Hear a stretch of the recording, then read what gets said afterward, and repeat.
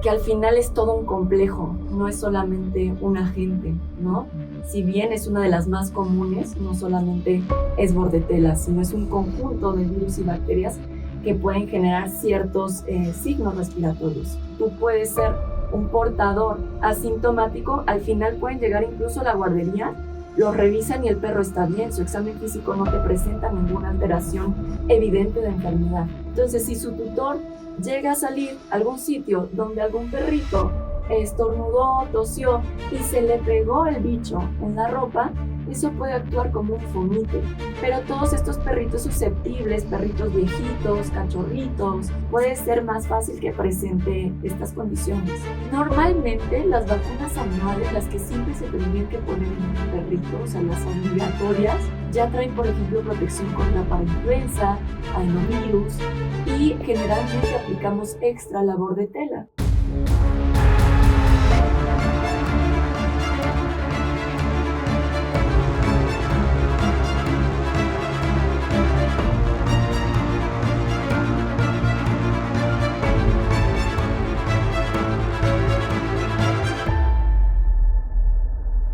Esta es una producción de Estudio Cliart.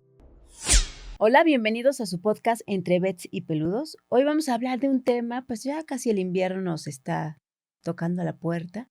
Entonces vamos a hablar acerca de enfermedades que se presentan normalmente en temporada invernal. Y para eso nos acompaña ahora la doctora Paulina Noriega. Doctora, muy buen día, ¿cómo estás? Hola, ¿qué tal, doctora? Muchas gracias por la invitación. Todo muy Qué bien, bueno. muy contenta de estar aquí. Me da mucho gusto que estés bien. Y que tenemos hoy una compañía especial, no está saliendo a cuadro, pero ella está aquí. Exactamente. Muy bien, doctora. Oye, cuéntanos, ¿tú a qué te dedicas?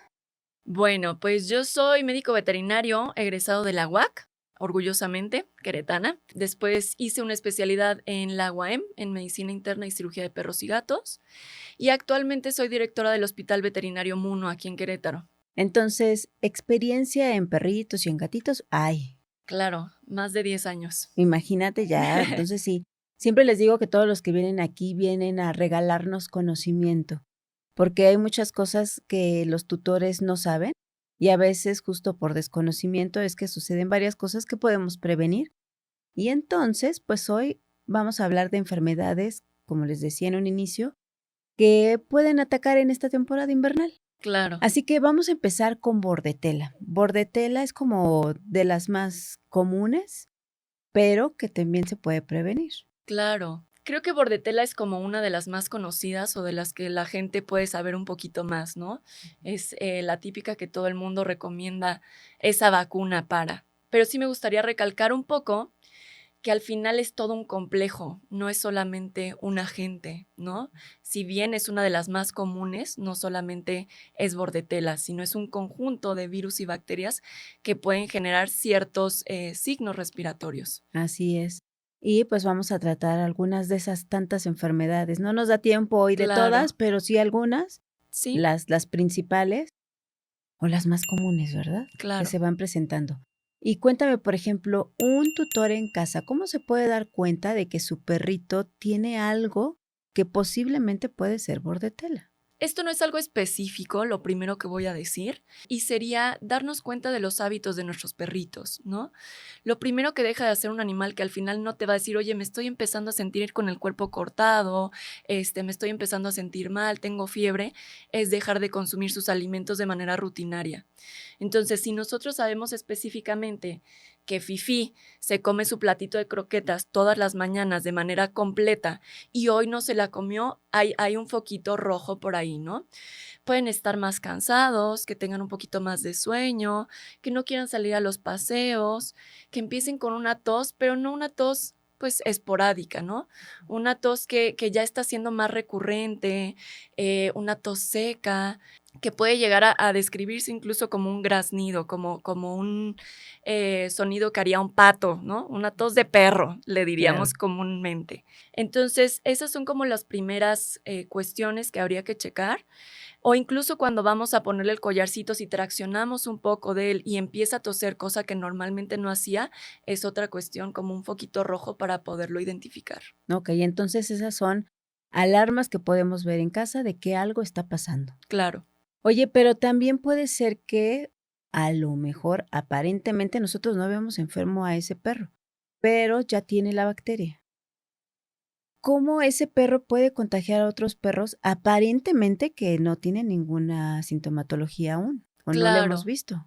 Pues es que pensemos, yo siempre les digo que estas cuestiones respiratorias en perros y gatos, principalmente en perros, lo traspolemos a lo que conocemos nosotros, ¿no? De enfermedades respiratorias en humanos, como el buen COVID, ¿no? Que si bien es un virus, no es una Claro. bacteria como Bordetella, actúa más o menos similar. Todas estas enfermedades pueden tener un tiempo de incubación. Tú ves al paciente o al perrito bien y realmente ya está incubando esa enfermedad. Ajá. Eso es por un lado. Y por otro lado, si tú tienes a un perrito que fue vacunado, puede ser que sea asintomático y simplemente sea portador de la enfermedad, pero que no la estés viendo, tú no estés viendo los signos evidentes. Entonces, de tal manera, pues es mucho más fácil que pueda contagiar a otros, pero tú no estás viendo al animal enfermo en sí. Claro, y entonces por eso es que luego se pueden contagiar si es que se van a un parque, a la guardería o cualquier lugar así. Súper común, claro. Exactamente. Y por eso es que lo ideal sería que cuando lleguen a esos lugares siempre pidan su cartilla de vacunación, ¿no? Ese sería el ideal, sin embargo, no es el todo, porque al final en nosotros tenemos métodos preventivos, por ejemplo, de contagio, como lo fue el cubrebocas o como lo es el cubrebocas, ¿no? Y si bien, pues un perrito no le puedes decir, oye, aléjate 4 metros para que no contagies al compañerito cuando toses o estornudas. Y con lo mismo que mencionaba anteriormente, que tú puedes ser un portador asintomático, al final pueden llegar incluso a la guardería, los revisan y el perro está bien, su examen físico no te presenta ninguna alteración evidente de enfermedad, ¿no? Entonces, es por eso que es tan importante estas enfermedades respiratorias, porque son sumamente contagiosas y no hay algo especial que podamos hacer como para limitarlo un poco más. Ujú, Hay claro. algunos tips que podemos generar, como los mencionaré más adelante, pero no hay algo físico que nos quite esa forma de contagio. Pero como bien decías hace un rato, existen vacunas para prevenir también este tipo de enfermedades antes de que su perrito se vaya a contagiar en cualquier otro lugar. Claro, siempre, bueno, creo que el médico veterinario, el ideal sería prevenir más que tratar, ¿no? A mí me encantaría simplemente poder hacer medicina preventiva, que no solamente son las vacunas, ¿no? Hablando de otras enfermedades, pero siempre es base poder prevenir antes de que ya se instaure una enfermedad en sí. Y siempre normalmente, si no prevenimos, el que sufre las consecuencias, aparte del bolsillo del tutor, es el perrito. Exactamente, porque igual que nosotros eso puede ir avanzando, puede irse convirtiendo en algo más severo. Si bien decimos, ay, bueno, es una tosecita, no pasa nada, eso puede llevar a algo más Claro, se va si no es aumentando. tratado, claro. Ujú. Oye, y otra de las enfermedades que también se presentan normalmente es la influenza. ¿Cómo podríamos nosotros en casa notar también que algo pasa con nuestro perrito? Claro, en cuanto a la influenza, el tipo de signos va a ser similar a Bordetella, pero hay algunas consideraciones ahí. La tos puede ser un poco más productiva, es decir, más húmeda en caso de. Y también genera un poquito, pues como lo que a nosotros nos genera, ¿no? Esta rinorrea, este escurrimiento nasal, que hayan febrícolas por arriba de 39,5 grados Celsius. Estas cositas también nos pueden hacer enfocar un poco más el diagnóstico hacia una o hacia otra. Pero es muy importante, como lo mencionaba en un principio, mencionar que casi nunca van a venir solitas. No es que solamente tiene influenza o solamente tiene bordetela. Muchas veces, del 60 al 80% son enfermedades combinadas, tanto de virus como de bacterias. Bueno, tenemos ya a nuestro perrito que probablemente está enfermo y lo llevamos al veterinario. Pero luego nos preguntan, bueno, ¿y de dónde se contagió si mi perrito no sale, no convive con otros perros? ¿Cuál puede ser la forma en la que se contagian estos perritos? Claro, como les reitero, pensemos en COVID. Mucha gente no salía de su casa, gente mayor, y les daba COVID.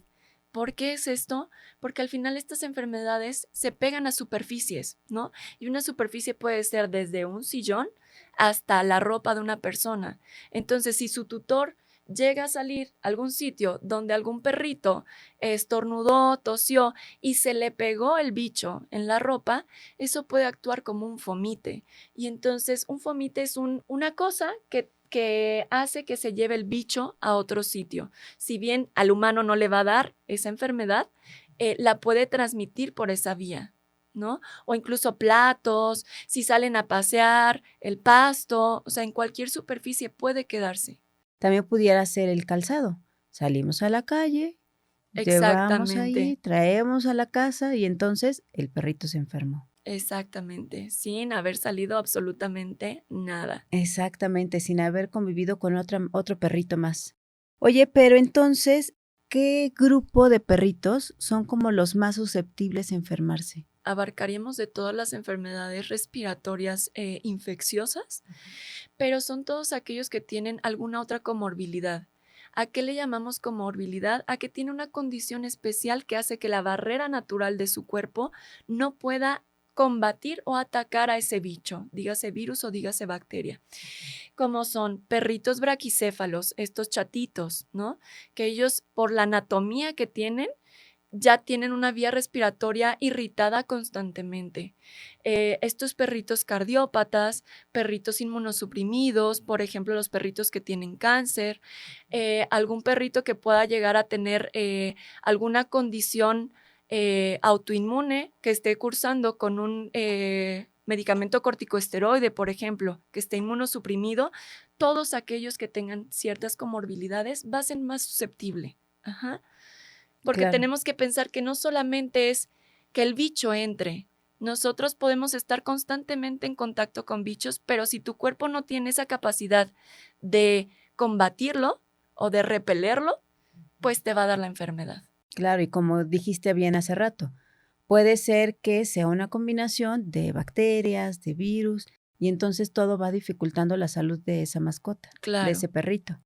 Oye, pero ¿qué señales respiratorias, como, no sé, se me ocurre, por ejemplo, la dificultad para respirar o que tengan una postura normal, o hasta nos decías hace rato algunos sonidos como de graznido que pudieran hacer que nos indiquen que algo está pasando en nuestra mascota?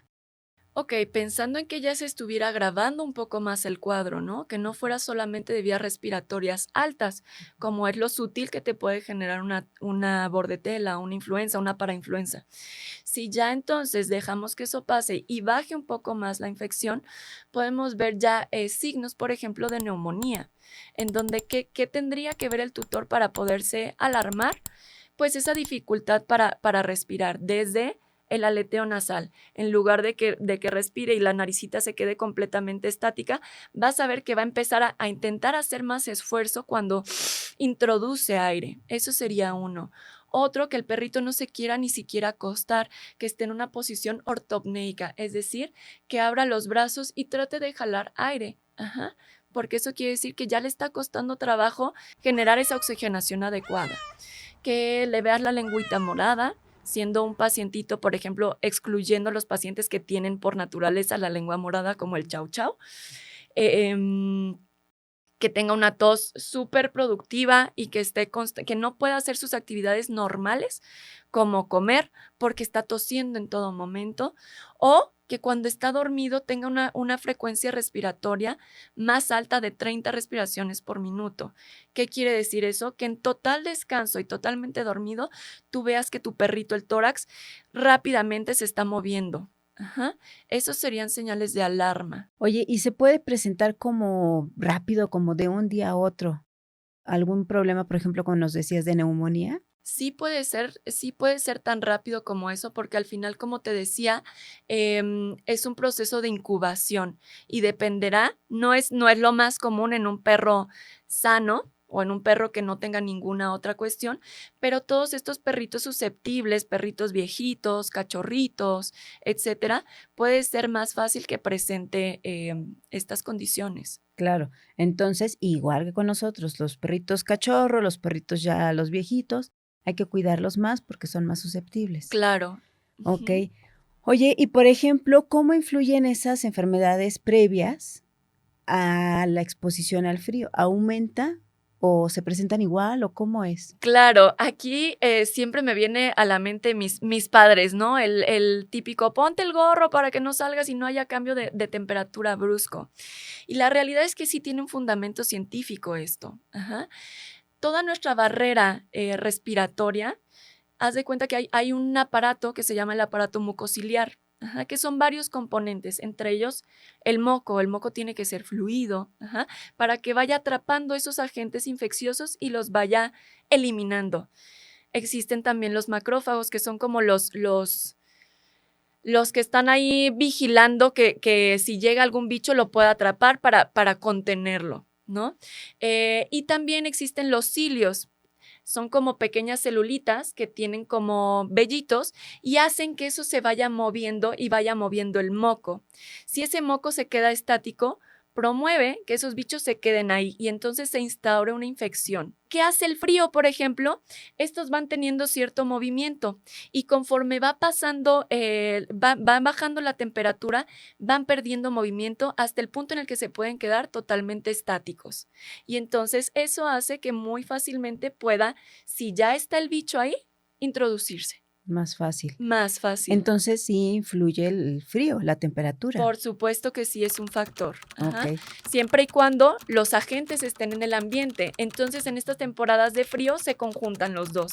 Están la cuestión de los agentes infecciosos en ambiente con el frío, que nos ayuda a mantener la barrera pues un poquito más estática, y entonces ahí es donde se da la enfermedad. Claro, entonces es la combinación perfecta para enfermedad. Exactamente. Aunado a que hay muchos que en estas temporadas de frío, pues van a pensiones, se quedan con la tía, se inmunosuprimen porque no están viendo a su tutor, se ponen tristes y entonces todo eso hace como el combo perfecto. Y normalmente, como bien dices, en temporada de diciembre es cuando andamos buscando la pensión para ver a dónde se va a quedar el perrito porque nos vamos a ir de vacaciones. Exacto, y algo muy importante en ese aspecto que tendría que decir es que muchas veces acuden por la vacuna 2 días antes de que se vaya a pensión. ¿Sirve?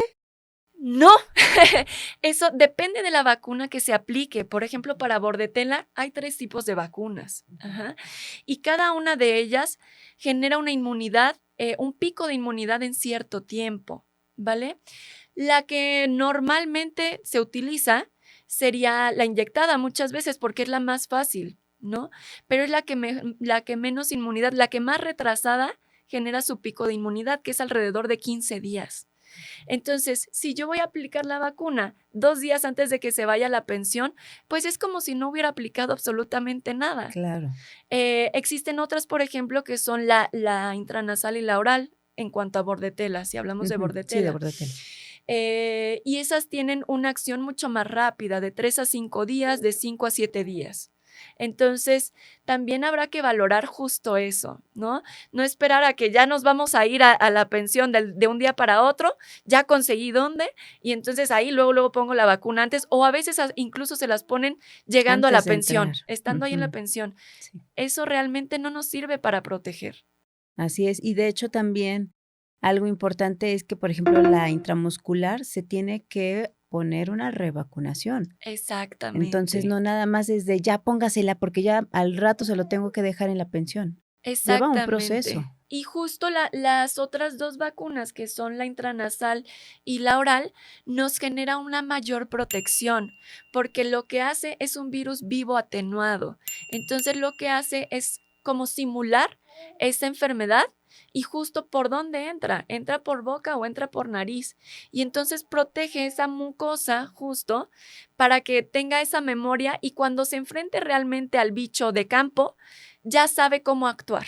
Ajá. Entonces puede proteger incluso para que no le dé la enfermedad, a diferencia de la que es subcutánea o intramuscular. Oye, doctora, pero normalmente cuando llevamos a los perritos a pensión o a escuelas o que se va con los demás perritos a paseo, nos piden la cartilla de vacunación.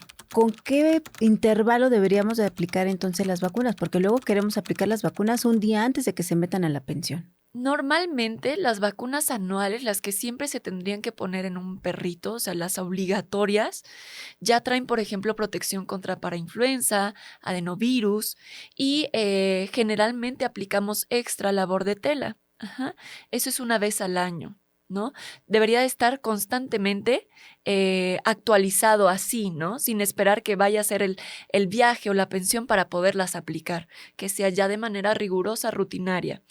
Sin embargo, justo cuando hay perritos que son predispuestos por las condiciones, tanto ambientales como de comorbilidades, como te comentaba, se recomienda que estos perritos obtengan la vacunación de bordetela específicamente 2 veces al año. Ajá. Y que sea justo, dependiendo del tipo de vacuna que se va a aplicar, el tiempo antes que tenemos que ponerla. Si es una vacuna subcutánea, entonces tendríamos que aplicarla por lo menos 15 días antes de que vaya al viaje o que vaya a la pensión o que se vaya a ir al entrenamiento, ¿no? Que son los sitios donde hay aglomeración de perritos. Y en cuanto a la revacunación de parainfluenza y adenovirus, esa viene en su combo de vacuna anual. Ajá. Entonces, hacerlo así sería lo indicado. Ok, entonces esa sería la manera en la que el tutor puede prevenir de estas enfermedades respiratorias a su mascotita. Sí, prevenir que le dé la enfermedad, o si bien, esto es algo muy importante de mencionar, no por el hecho de estar vacunados quiere decir que no se van a enfermar. Lo mismo que pasaba en COVID, ¿no? No era el hecho de que no te fuera a dar COVID, sino que los signos fueran lo suficientemente ligeros para no generar mayores situaciones de emergencia, por ejemplo, o que lleguen a una neumonía. Es por eso que te mencionaba que muchas veces ni nos damos cuenta. Puede ser que en la pensión sí se hayan infectado, pero como están vacunados, los signos van a ser muy sutiles y a veces es autolimitante esa infección. Es decir, si su sistema inmune está lo suficientemente fuerte, es un perrito que come bien, que no tiene ninguna otra enfermedad, va a poder su sistema inmune controlar de manera adecuada y no te vas a dar cuenta ni siquiera de que tuvo la enfermedad. Uh-huh. Y entonces, ¿en qué periodo sería conveniente que pudieran aplicar esta vacuna contra estas enfermedades respiratorias? Claro, si van a ir a pensión, por ejemplo, en diciembre, pues entonces puedes aplicar la vacuna a mediados de noviembre. Sería una muy buena fecha para poder aplicar la vacuna de bordetela, ¿no? El ideal es que no se apliquen todas a la vez. En realidad es un súper... son muchos agentes. La vacuna anual trae 6 agentes generalmente, depende de qué tipo de vacuna, ¿no? Y si a eso le aumentas bordetela, pues son 7 agentes a los cuales su sistema inmune tiene que responder. Entonces yo les diría que en un intervalo de 15 días puedan aplicar primero la vacuna sextuple y 15 días después pueden aplicar ya su vacuna de bordetela, pero siempre contemplando esos 15 días que tenemos de rango para que vaya a la pensión, al entrenamiento, etcétera. Así es. Entonces, volvemos a hacer hincapié. No es aplicar las vacunas exactamente el día que van a entrar a pensión o un día o 2 días antes. No. Tiene que ser con mínimo 2 semanas de anticipación. Exactamente, para que ya su sistema inmune ya tenga esa memoria del bicho y entonces pueda reaccionar cuando tenga el contacto con el bicho de campo. Así es. Y ahora sí, como nos dijiste, esos soldaditos puedan defender ante alguna enfermedad ese perrito. Exactamente. Oye, y entonces, bueno, si ya sabemos de todas estas enfermedades respiratorias, ¿cómo las podemos prevenir? Que ya nos dijiste. En casa, ¿hay alguna otra cosa aparte de la revacunación que pudiéramos hacer? ¿O solamente la vacunación? Claro, algo fundamental, como mencionaba anteriormente, es la alimentación. Porque si yo tengo a un animal que tiene una buena nutrición, que está teniendo todo lo necesario, entonces va a poder producir todos esos agentes que nos van a ayudar a proteger contra la enfermedad. Al final todos son proteínas, todo está hecho, incluso los propios anticuerpos están hechos de proteína. Entonces necesitan tener una buena nutrición para poder producir todo lo que nos va a defender. Eso sería 1. 2, trata de que cuando vayan a salir al parque y demás, en estas fechas no estén tanto en contacto. Se dice que incluso a 4 metros puede haber un contagio, ¿no? Entre eso, si le aunamos pues el aire, que si hubo algún otro perrito paseando por ahí que estuviera enfermo, etcétera, pues puede generarse la enfermedad como tal. Evitar cambios bruscos de temperatura, por lo que mencionaba también, del aparato mucociliar es importante. Y pues que esté en una buena condición mental incluso, ¿no? Que esté contento. Ujú. Hasta eso influye entonces. Claro. Oye, y hace rato nos decías entonces que hay objetos que pueden actuar como fomites y llevar las bacterias o los virus. Por ejemplo, los juguetes también que tiene nuestro perro, nuestra mascota, pudieran actuar, obviamente que las está mordiendo y demás, ¿pudieran actuar como esto? Pero por supuesto, claro. La ventaja con estos agentes infecciosos es que la mayoría con un desinfectante común, de los que conocemos como cloro, jabón, e incluso el propio sol, nos puede ayudar a desecar ese virus o a matar esa bacteria. Entonces, será importante que incluso si van a llevar cosas a la pensión, cuando lleguen, laven todo perfectamente, los pongan a secar al sol y entonces ahí reducimos un poco eso. Otra cosa que podemos hacer es lavar constantemente los platitos de nuestras mascotas, juguetes, enjuagarlos perfectamente también para que no irrite justo a la hora de estarlos mordiendo y entonces sea contraproducente, ¿no? Claro. Pero incluso tú, quitarte la ropa con la que sales, esas cosas nos pueden ayudar. Oye, y ya estamos casi por terminar este episodio. ¿Cuál sería esa última recomendación que les darías a los tutores para que puedan prevenir este tipo de enfermedades? Pues justo, o sea, la clave que mencionas es prevención. Entonces, en la prevención, lo que yo les diría es vacunación. Eso es lo ideal. Y que sea una vacunación no de urgencia. Una vacunación no tendría por qué ser urgente. Tiene que ser en los tiempos que necesita, de acuerdo a la edad del paciente y de acuerdo a las condiciones e incluso de acuerdo a los hábitos.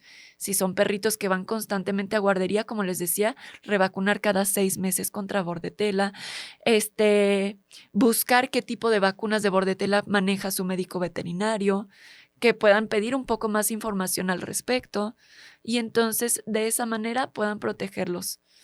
Todo programado. Exactamente. Nada de con prisa y porque ya se tiene que ir.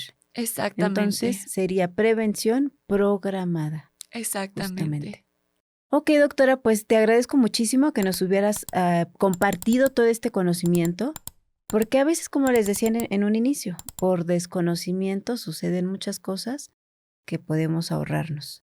Así que, doctora, ¿te quieres despedir de nuestros tutores? Muchas gracias por habernos escuchado. Para mí es un placer poderles compartir un poquito más de lo que sabemos. Así que espero poder tenerte en otra ocasión con otros temas y nos estamos viendo pronto por aquí entonces. Con mucho gusto, doctora. Así que ustedes, por favor, si no se han suscrito, suscríbanse a este podcast para que sigan adquiriendo conocimiento de este tipo de enfermedades o de alguna otra cosa, pero siempre en bienestar de la mascotita o de ese animal de compañía que tienen en su casa. Nos vemos en el siguiente episodio.